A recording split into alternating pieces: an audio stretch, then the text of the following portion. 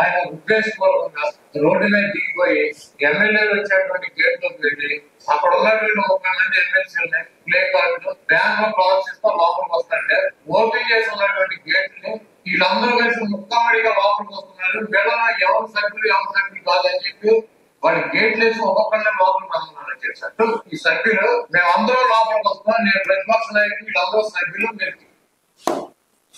అంటే పాపం ఎప్పుడు గతంలోనే చెప్పారు ఇలా జరుగుతుంది అని చెప్పి.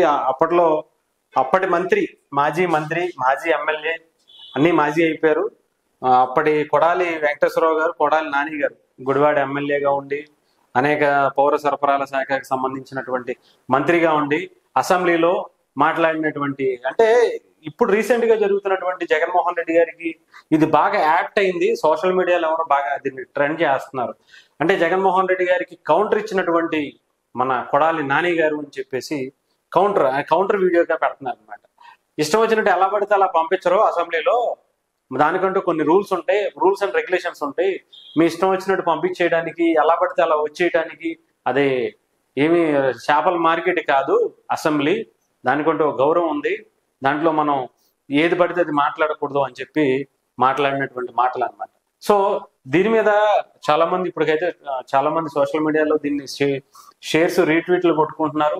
కంప్లీట్ గా జగన్మోహన్ రెడ్డి గారికి ఇది పర్ఫెక్ట్ యాప్ట్ అని చెప్పేసి చెప్పడం జరుగుతుంది అనమాట. ఇటు వెళ్ళడానికి అంటే చాలా మందిని వేసుకుని ఆయన రావడం జరిగింది. కానీ పాపం ఈసారి కొడాలి నాని గారు లేరు.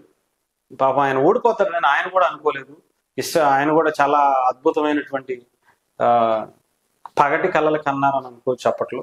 దానికి అక్కడ ఉన్నటువంటి ప్రజలు ఇవ్వలేదు, ఆయనకి మంచి తీర్పు ఇవ్వలేదు. సో ఈసారి ఆయనకి ఇచ్చినటువంటి తీర్పుతో ఆయన ఇంట్లో కూర్చున్నారు.